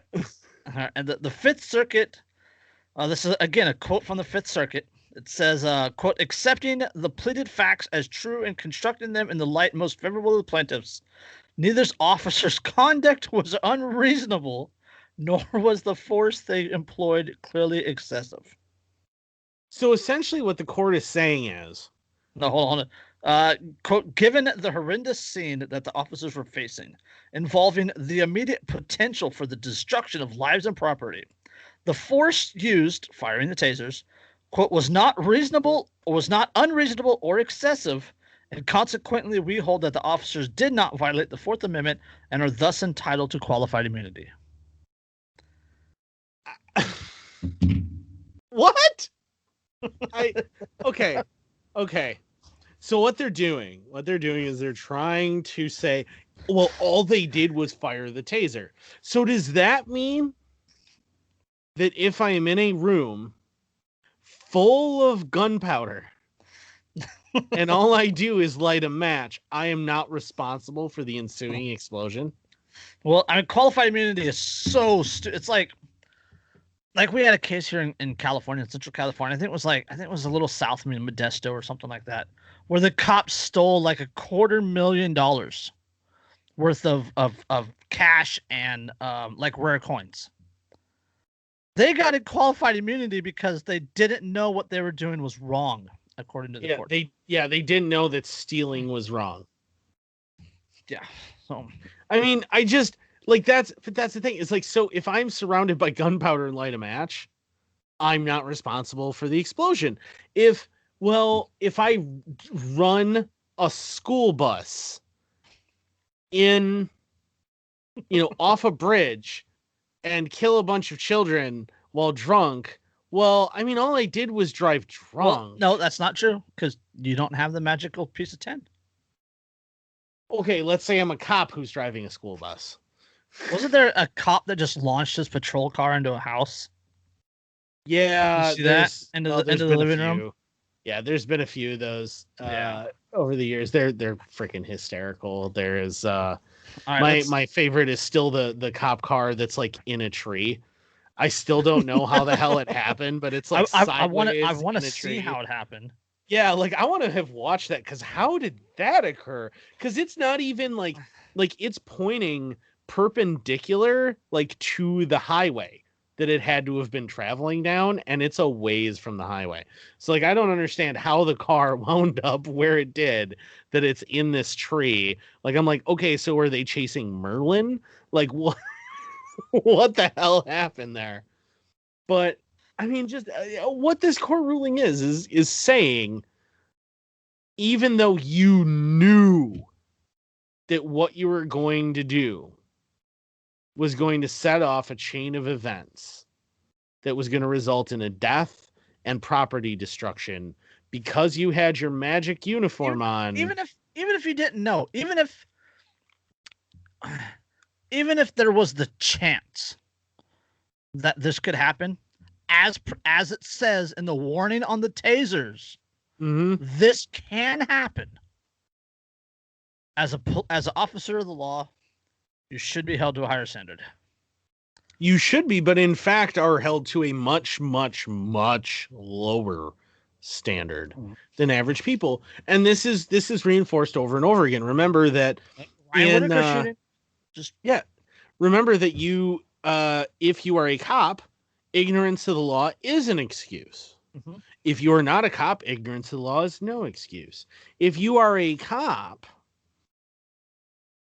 reckless conduct is covered under qualified immunity. If you are not a cop, reckless conduct is not qualified. You are held responsible for your reckless conduct. If you are a cop and you do something stupid that gets somebody hurt, you have the department and the taxpayers to pay the settlement. If you are not a cop, you have to pay that settlement. If you are a cop, you don't have to, in fact, are expected to be dumb. If you are not a cop, well, yeah, remember, you are expected to be as intelligent as possible. Connecticut in 2016, 2017, high IQ applicant applied and was denied and sued. And the police department actually sued for the right to not hire high IQ applicants or applications. Yep, and they won. And they won. Yeah, Susan won. If you are a cop, the big one is if you are a cop and you are ignorant of the law and you do something reckless and people die and somebody sues you, and I had one more and now I lost track of it. Damn it. I had one more that I was going to point out about how cops are different, like in this special class of people. But if you're a cop, you are in this entirely unique class where, I remember now, if you are a cop and you do all this stuff because you were in an armed standoff with somebody who was unarmed and they reacted badly, you as the average citizen are expected to behave incredibly calmly, follow everything all of your orders that you're being given exactly, make no sudden moves and everything. But if you're a cop, you are allowed to panic and freak out. Like the cop that killed Philando Castillo. Exactly. You're allowed to do or these the cop that killed Daniel Shaver. So you can be a cop who is dumb, right? Was hired because you're dumb. You're not going to be held responsible financially for anything that you do. You can act in direct violation of the law simply because you didn't know. You can shoot somebody because they were not following your commands, and it's understandable that you panicked, even though they're an average person. But if you're the average person, you are expected to not act recklessly. You are expected to be absolutely calm in an encounter with a police officer pointing a loaded fucking weapon at you. The average person, you are expected to be intelligent. You are expected to be liable for anything that happens in your day-to-day conduction of your business. Tell me that pigs aren't a unique class of privileged individuals within society. They're the protector caste. They are this entirely unique thing that is completely immune from prosecution. They are completely immune from any liability. It boggles my mind. Now that I got you worked up. Fucking fantastic. Now that I got you worked up, let's see if I can make you explode. Oh, joy. Portland police officers guarding Fred Meyer dumpster as residents seek discarded food. Did you see the pictures in the video? Yep. This article has infuriated me on a level that is a little difficult to communicate. For the last few days. Yeah, me too. Yeah. So this is an updated article from February 17th at this is the Oregonian, Oregon Live. Okay, roughly a dozen Portland police officers faced off with a small group in a northeast Portland Fred Meyer on Tuesday after people tried to take food that had been thrown away. Workers at the Hollywood West Fred Meyer threw away thousands of perishable items because the store, like many others, had lost power in an outage brought on by the region's winter storms. Images on social media showed mountains of packaged meat, cheese, and juice, as well as whole turkeys, packs of ribs that had been tossed into two large dumpsters near the store. A few people gathered around 2:30 p.m. at the store in hopes of salvaging the food. But within a few hours, people seeking food from the dumpsters began to report police officers showing up to guard the dumpsters and prevent people from taking the items. Morgan Mickenoff, a prominent activist and outspoken Portland police critic who lives in the neighborhood, said employees were guarding the dumpsters when they showed up to get some of the discarded food.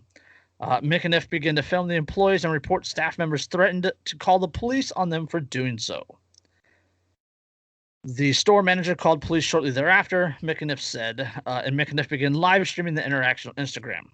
Quote, after that, other people started showing up and asking them, why are you guys guarding a dumpster?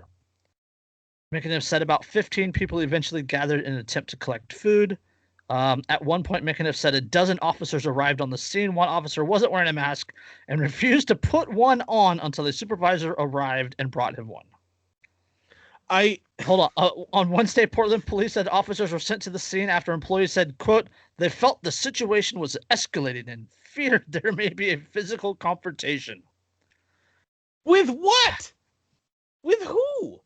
They're raiding a dumpster. What, they're going to attack you for your dumpster food? I mean... Also on Wednesday, Fred Meyer's spokesman responded to what had become a deluge of criticism, noting the company donates more than 5 million pounds of food annually. So that makes up for this? Yeah. Quote, unfortunately, due to the loss of power at the store, some perishable food was no longer safe for donation to local hunger relief agencies. Our store became concerned that area residents would consume the food and risk foodborne illnesses. And they engaged local law enforcement out of the abundance of caution. We apologized for the confusion. Oh, yeah. I'm sure you. So hang on. What date was that? What day was that? That was on the 17th. The 17th, and it was in what town? It was in Portland. Hollywood, the Hollywood West Fred Meyer. So it's a Hollywood Avenue, Portland. Right, so whether Portland, Oregon. 16th. To Articles, 16. Yeah, the article's from the 16th. So it was cold enough to knock out power. We are talking about extremely cold temperatures. So 16th, it looks like they had a high that was still under 40 degrees. Under 40 degrees, which is colder than most people's refrigerators. So this food is now sitting in sub-refrigerated temperatures. Let's see. Simon's noted that the food was still in good condition given the cold weather. One person picked up a carton of juice that had an expiration date in March. So the food has not expired. And realistically, what kind of juice are you even worried about? Yeah. You could leave orange juice sitting out overnight and it's still probably going to be fine. It's fucking orange juice. All right? It's going to be okay. It's pasteurized. It's taken care of, especially if it's at 40 degrees. We're talking police guarding dumpsters. They're guarding dumpsters. They're guarding trash. They're guarding trash in dumpsters. And the best part is the Supreme Court has ruled in the United States that if that dumpster had been moved out to the curb, that's fair game. Don't forget that the Supreme Court has also ruled several times that the police have no obligation to protect you. Yeah. Right? So they wouldn't protect even these if people. This food could be poisoned, and the police don't have an obligation to protect it. No. Yeah, they don't have an obligation to protect anybody from poisoned food. They are choosing to protect people who are working for this company because those people decided they didn't like the idea that what they had thrown out was just being grabbed, that they're not making any money off of it. Because at the end of the day, no matter how much they say, hey, it might make you sick. Yeah. Let's see. Juniper Semenis, a well-known activist and researcher who arrived to document the police presence, said officers showed up and threatened those on hand with arrest, at which point the crowd moved across the street. Semenis, an environmental biologist and data scientist, said they took out their press badge and went closer to take photos of the officers who were standing in front of the bins full of food. quote, I'm just interacting with officers and trying to get their information. And then they said, quote, we're going to arrest you if you don't leave. And they threatened me with a trespassing charge. So that's yeah. Okay. So, quote, I was documenting the police, not what was in the dumpster. They said, quote, I wasn't going over there. I mean, he was just going to the police, not the dumpsters. And the police got the store manager to threaten me with trespassing. This is I mean, Fred Meyer really only exists in the Pacific Northwest. They don't really exist, at least the grocery stores. They have jewelry stores. They have jewelry stores around here and across the US. That company deserves to die for this. I don't know about that, but that specific location, it deserves to close. Are you fucking kidding me? You called police because people were getting free food that you couldn't legally even sell anymore. I mean, let's be real. The coolers run at a warmer temperature than what was going on outside at that point in time. They literally could have. They could have, before the coolers got too warm. They could have taken all that food. They could have rented a storage container, like a steel storage container. Mm-hmm. Had it in the parking lot, taken all the food and put it out there in the storage container, closed the doors, and been able to bring it back inside, put it back in the store, and sell it once the power came back on, because it would have been kept cold enough to still be okay. Yeah, it's like our friend Luis, Emancipated Human, right down there in Texas, right? They lost power in Texas. Texas is fucking cold. They lost power in Texas. He had to get his ice chest and fill it with food and keep it outside. But he had to keep the food in the ice chest to keep it from freezing. Yep. Because it was colder. It was too cold outside. It was freezing his food. So he had to keep it in an ice chest to keep the food from freezing. Oh yeah, I just keep my beer over the winter here in Wisconsin. I just keep my beer on the porch. Because it's not insulated. It's plenty cold. So I'm not worried about it. It's just fine. And in fact, the past couple of weeks, it's been so cold. My giant chest freezer that's on my porch, I started to worry about because the compressor was making horrible noises because it was so cold. The compressor of my freezer was going to break. It's one of those things. It's one of those things like you got to unplug it and just crack the top. Because it's colder outside than it is in the freezer. Yeah, it was actually about 40 degrees colder outside of the freezer than it was inside the freezer. But you're talking about, I mean, and again, this is where we get back into like the idiotic state mandates too about like food that can and yeah. I mean, you're gonna have expiration dates on canned corn. Really? Yeah, I mean, it keeps forever. It literally can't go bad. Like 25 year shelf life, easily 25 year shelf life. I mean, come on. They got a 3-year expiration date on it, and they have to throw it out after that. Oh yeah, I mean, for the love of God, there's that chunk of meat that's hanging in the Shackleton expedition shack. North of the Arctic Circle that's been frozen since Shackleton's expedition that is still edible. It would be freezer burned. It wouldn't taste very good. But it is edible, safely edible still. Most good steak is aged, right? I mean, it has to be exposed to the air in order to age. Most cheeses, they have the bacteria. They have to develop a mold on it. Blue cheese, those little blue lines in cheese, that's fucking mold, you guys. Yeah, it's mold. It's delicious mold, but it's mold. Penicillin, I'm just saying. Yeah, I mean, but that's the thing is like, it's ridiculous. These arbitrary expiration dates and everything else. And the reality is, one, they were forced to throw this stuff out because of these stupid rules. By government.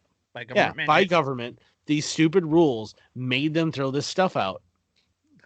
And again, even though they could have put it all, just in the parking lot and just had it sit there and let it get really cold and until the power came back on.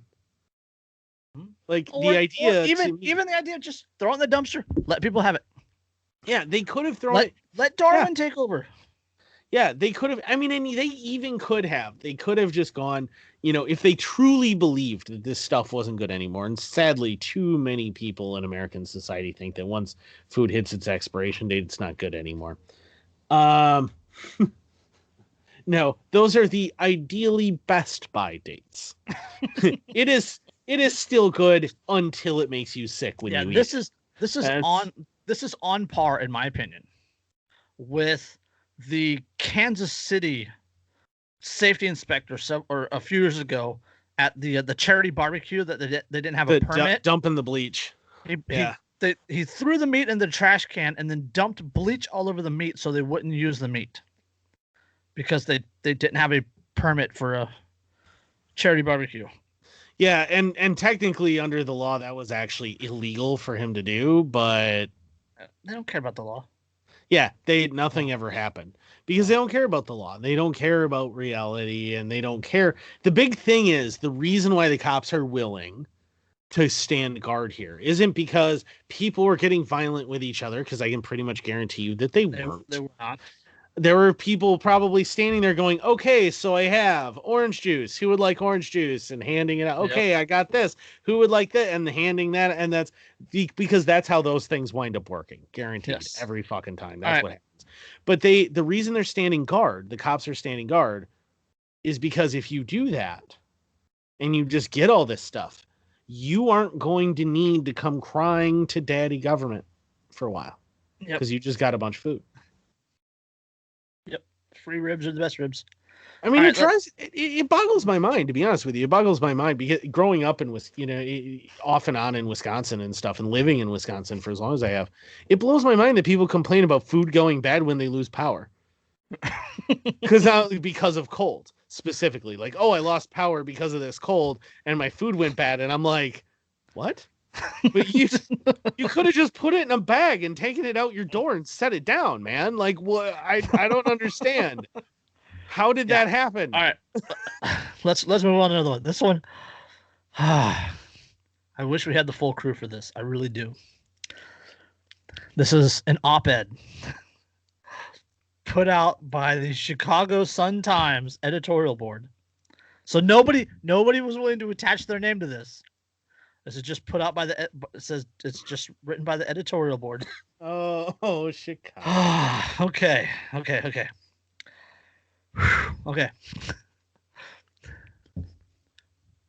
The title of this article or this op-ed says, more than ever, assault weapons are an undeniable threat to representative government.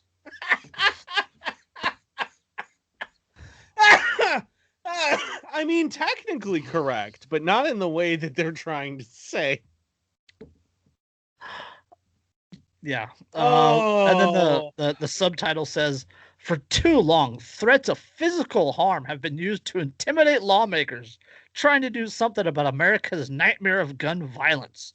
Oh, the January 6th insurrection will only embolden those who make such threats. I mean, did you hear about those guys in 1776? Like, they got a bunch of cannons. Man, it's too long that guns have been used. All right. Okay. Hold on. This very first sentence, this very first line. I saw this. I got sent this link, and I read the headline and the little sub headline, and I cracked up. I clicked the link.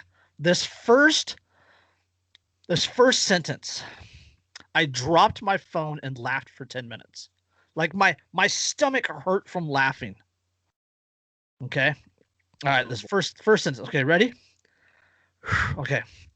The political give and take at the heart of a democracy can't function under the threat of armed violence.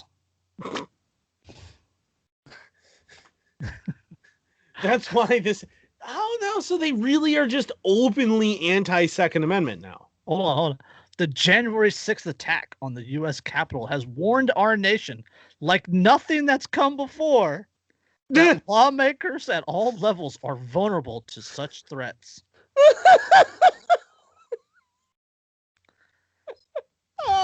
That is hilarious for multiple reasons. The United States needs to act before elected officials become paralyzed by the threat of a small minority of pro-gun absolutionists. For too long, threats of violence have been used to intimidate lawmakers who are trying to address the gun violence. Mm-hmm. I'm trying. I'm really trying, you guys. Okay. Wow.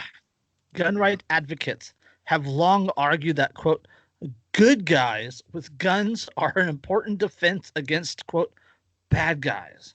But we have now seen how many people who are up to the moment might have been classified as good guys were willing to attack police officers, smash their way into Congress, and call for death of a vice president and a speaker of the House. Okay. Yep. Two big steps needed are the elimination of open carrying of weapons in the United States and the elimination or rigorous regulation of civilian ownership of military-style firearms. Military style. Real quick to interject, the thing that makes me laugh so hard about the military style.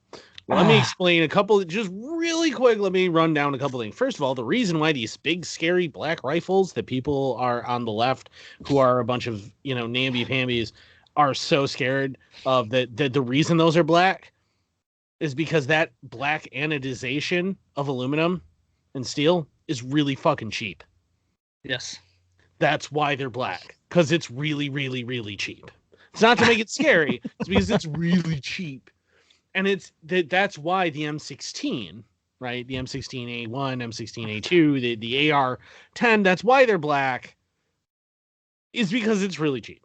Yes. And the ARs, are spawned off of that. Also, can I just point out, when people go, oh, it's a military, we don't need these military arms on our streets, to which my response is, well, fuck yeah, we don't. We need higher quality stuff from the civilian market, and we do have higher quality stuff. You kidding me?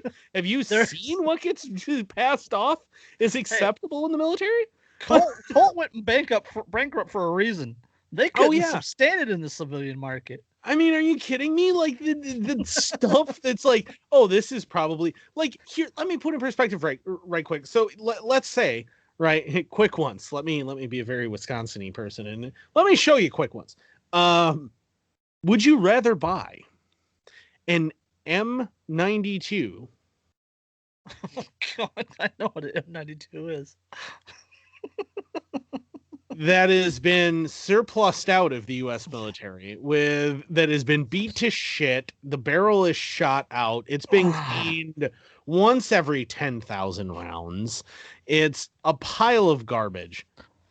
Or would you rather buy a Glock? Yeah, a civilian-made Glock 19. That's quite nice, high quality, well built. Solid QC. Like, which would you rather have? Yeah. All right. Okay. Back to the article. On January 6th, America saw an act of anarchy aimed at stopping lawmakers from doing their jobs. Of anarchy. No one can feel confident that our nation won't see more such attempts from Washington to state capitals to city halls. Current laws are lax. Current laws are so lax they essentially give military weapons to terrorists. The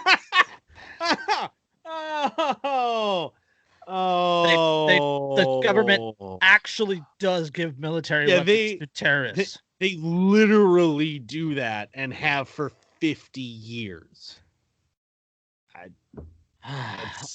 On Sunday, the third anniversary of the Parkland shooting, in which 14 students and 3 staff members were killed and 17 others were wounded, President Joe Biden called on Congress to ban assault weapons. He also called for background checks for all gun sales, the banning of high-capacity magazines, and an end to immunity for gun manufacturers whose products are used to wreak violence.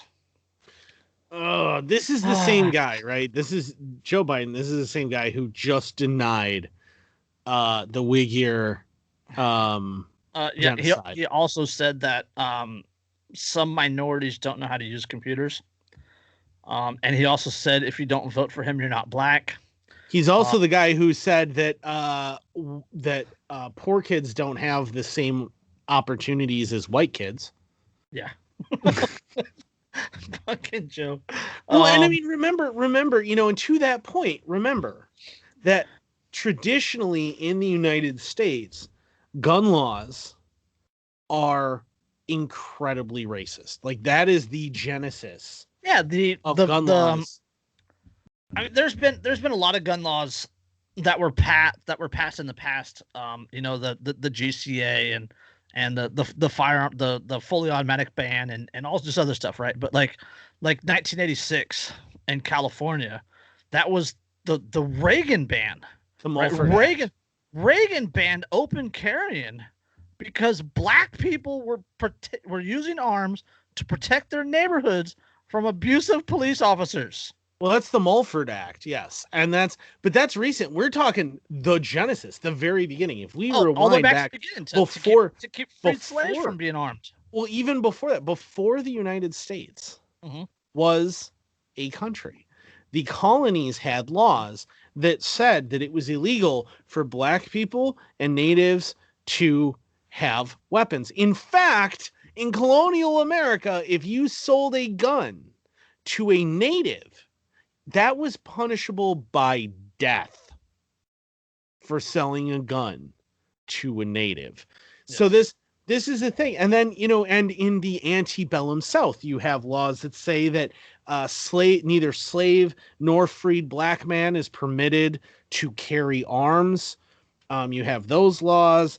You have, and then what you see after the is that the 16th Amendment? Whatever the Emancipation Proclamation, I think it's 16th Amendment. I could be wrong, but you know, after that happens, well, now the South can't openly say, well, I don't want black people to have guns, right? It's they can't just be like, well, no free black men can have a gun. So instead, what they do is they say, well, if you're going to have a weapon, you can't have any of the what's called the Saturday night specials, right? You can't have any of you're not allowed to carry guns of a certain size, you know, that are small enough and everything else. And they try and do that because they know that the Saturday night specials are the small guns. And so they basically mean that you can only carry what was available at the time would have been like the Colt Armies and Colt Navies, which are very large and they're very, very expensive, most importantly, which means that the blacks can't afford them. Well, yeah, and then what's important is it means that black people can't afford them, right? And so they guarantee it that way. When the NFA gets passed in 1934, the NFA, I mean, its genesis goes back to 29. When that happens, it's largely the NFA is to keep guns out of the hands, again, of black people and keep guns out of the hands of natives and keep guns out of the hands of Mexicans in the Southwest, right? Mexican immigrants and things. And Tejanos and stuff from that area. That's why the NFA exists. The GCA gets passed in 1968 as a direct result and response to to the civil rights movement and to blacks beginning to use their weapons to openly protest and push back. And so it gets passed and you wind up with this. So you wind up with this thing with like the NFA and stuff that says, well, you have to pay this $200 tax stamp, which if you adjust for inflation, you're talking a couple of grand now if it had been changed. Right? Like it's still $200. And now, well, I'm buying, you know, if I'm buying a $1,000 suppressor, $200, it's not a big deal. But back then, if I was buying a shotgun with too short a barrel, which was very common at the time, I'm spending $24 on the shotgun and $200 on the tax stamp. 1934, right? 34 was the NFA. Let's see.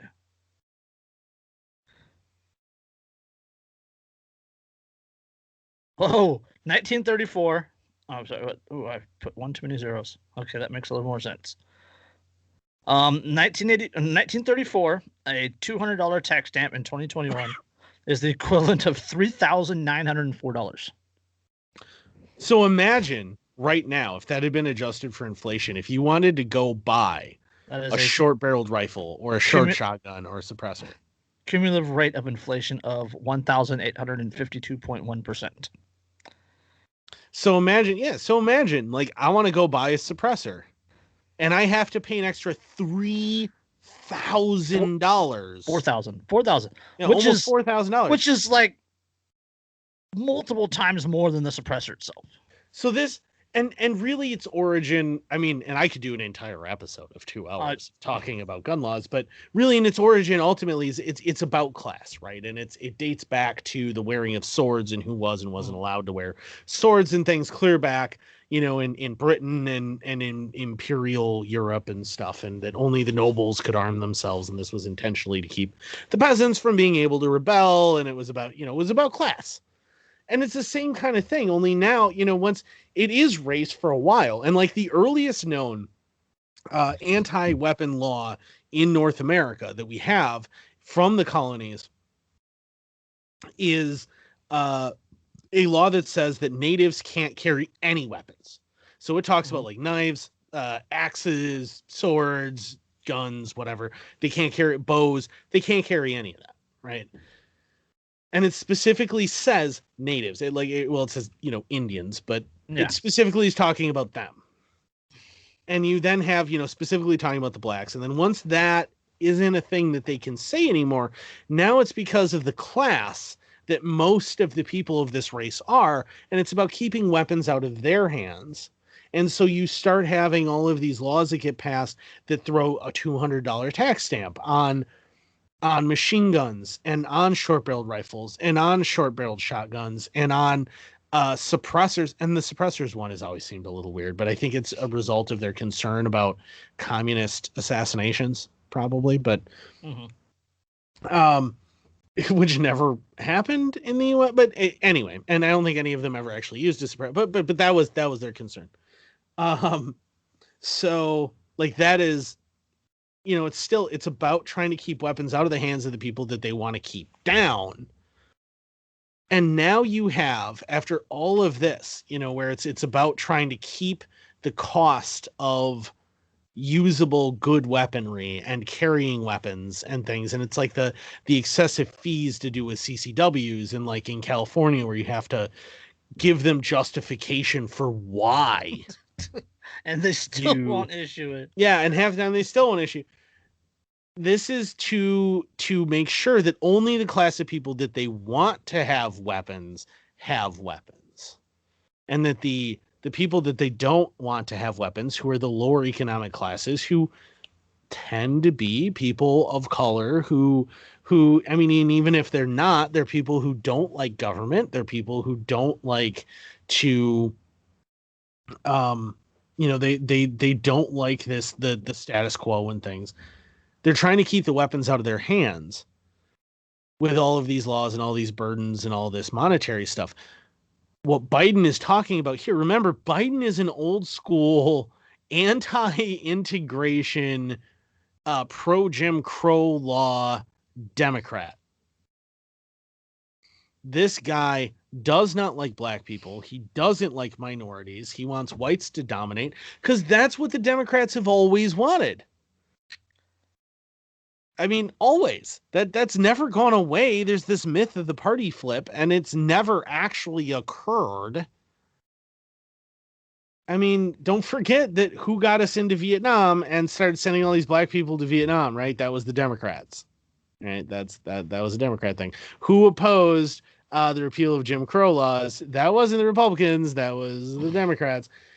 And this is, and when we start hitting that point, we're talking about Joe Biden being in this politics and actually being in the Senate and being in Congress and being part of this to prevent the repeal of Jim Crow and prevent these, progressive reforms that are actually going to, keep people from being discriminated against. He's already anti-minority. That's all this really at its core is still an anti-minority. It's still trying to keep people who aren't part of the class that he wants to be armed. It's trying to keep them from being armed. This is just a continuation of exactly the same theme since time immemorial. I want only the people who will support me to be armed, not the people who will ever be against me. And it's a convenient excuse, and that's all it is. So that other people, the dumb idiot masses, will just bow down and go, yeah, that seems like a good idea. This podcast is so much easier when I don't have to say anything and I can just sit here and listen to Andrew rant. I'm just putting that out there because Andrew's way smarter than me. But got anything else you want to add to that? I mean, well, we're getting close to time, so yeah, we're getting close to time. But I mean, that's my whole thing is just all of this gun control stuff that we're starting to see again. You got to remember, and the new domestic terrorism thing. Yeah, and the domestic terrorism thing. All of this goes hand in hand. This is about a power move from the political left to try and keep the people who don't support them specifically, or might realize that they're not actually in their corner. Right? Because that's the thing right now is that a lot of the economically disadvantaged people think the left is in their corner. Yeah. They're under this impression. There's going to come a time where they realize they're not. And when that happens, that is the time when those people, if they're armed, are going to use those arms. And the left is trying to make sure that there is no way that can occur. Yeah. They're setting that up. They're doing it. And I mean, I don't even know if they're trying intent, like if this is like, I don't know that there's an overarching conspiracy going on, that this is all this big, like 15 to 25 year plan they got going on with a set of strategies. And we're going to do this by this point, this by, like, I'm not saying that, but we know the end game. We know the end game, but yeah, I mean, but the point is that, yeah, they have an end game. They have an ideal. And so they're acting accordingly to try and get to that point. And they're doing things that they know they need to do to get to that point. Mm-hmm. And the biggest one consistently for tyrants to do every single time is you disarm the people who will otherwise feel disenfranchised. And as we've learned from Stalin, we learned from Hitler, we learned from all these people. Well, shit, we learned from, speaking of the Uyghur genocide that Biden goes is just a different cultural norm. And then Uyghur genocide is like has so many parallels to the fucking Holocaust. It's horrific. And by the way, Donald Trump actually kind of championed hauling the Uyghurs into the U.S. as political asylum seekers, and they're all Muslims. Fun fact, that's a Muslim minority in China. But that whole theme with all of these guys, with all these tyrants that then commit genocide or almost genocide, or they start to killing their political opponents and consolidating power. The first thing they all have to do is they have to disarm everybody so that they can't fight back. They need to be the only ones with guns so that they are the ones with absolute control. And this is what we're seeing again, is they are pushing for this. And personally, I mean, I don't know about anybody else, but personally, I am at the point with the whole gun debate now where I don't even care, man. I'm not even going to argue with you. Like, fucking bring it.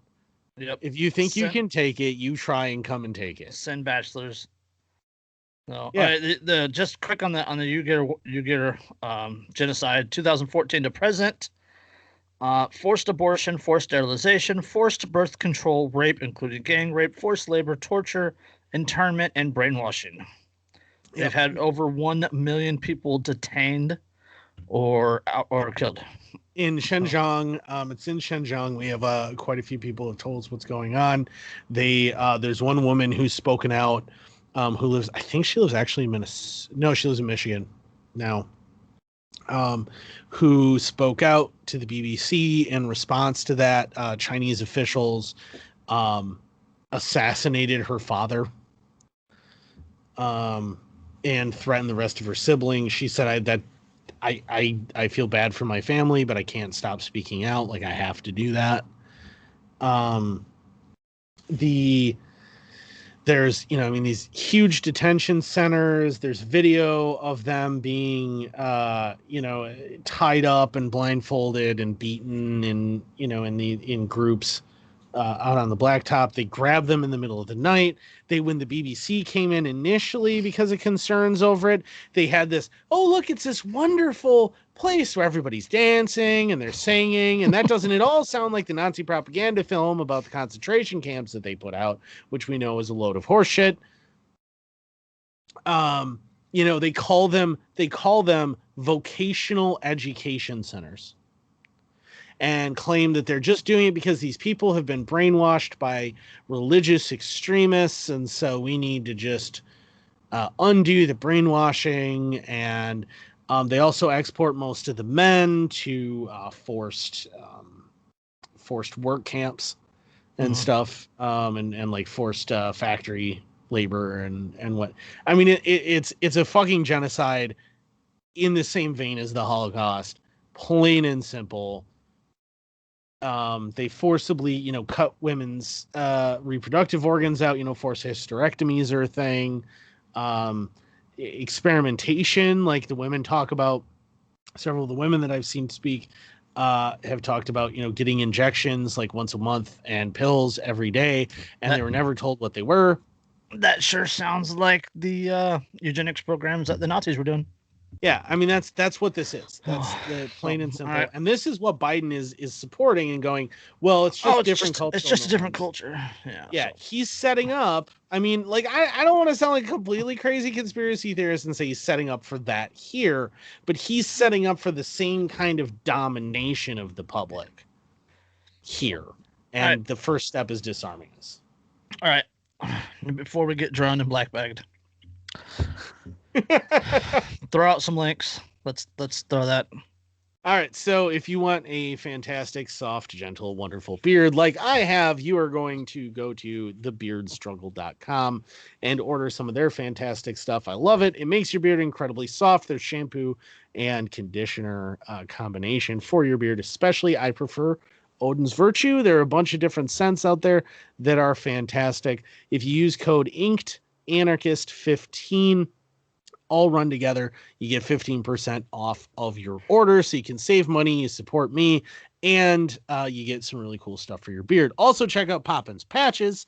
I am rocking a patch from them, a new one right now this evening, and it is a tactical beard goggles patch, which is one of my favorites, which is fantastic. And I do have some patches from him, which I am probably going to give away that I just got. We got this one for sure I'm going to give away. This is actually a super limited edition one. It is a Trump from Trump Among Us, and it says election was kind of sus. Yep, and this is number 48 of 100 that are going to get made of these. I have a card to confirm that, and this I will probably be giving that away relatively soon. I also have just a hashtag Poppins Patches General Grievous one, nice Star Wars one, and of course, if you're a fan of The Mandalorian, we got the Thrawn's Laboratory with Dexter and Dee Dee. And I'm probably going to be giving all of those away. I don't know if I'm going to give the beer goggles one away because I kind of like this one. So I think I might hold on to this one. But those other three we're going to give away in the coming weeks. So be sure and check that out. Check out Poppins Patches. He's got a ton of awesome stuff. He's got the Boogaloo Shark. He's got the Ed, Ed and Eddie Boogaloo ones. Tons of stuff. It's fantastic. You need to check it out. Check out Road to Autonomy magazine. Dharma has been working her ass off on that, and they actually just got paid advertisement from Bitcoin Cash to advertise in the magazine. So go check that. It's like RTA magazine. That will be linked in the description, as well as the links to Poppins Patches, Andrew's link to The Beard Struggle, as well as Derica's book, Think for Yourself, a Yes. Critical Thinking Workbook for Beginners. And on that note, yeah, this is episode 125, I guess. I don't know if we have a name for it yet, but We don't. If anybody else would like to sponsor me and give me free stuff to give away and talk about and keep and whatever, man, I'm open to that. So feel free to sponsor us. Yep. It'll be All right. great. All right, and check out the homie Nick Irwin at Beyond the Ballot. I did a little segment with him today, so that'll be out soon. On that note, I guess for the third time, fourth time, whichever one. Whatever. All right. Many. We'll catch you on the next one. Yeah. Peace.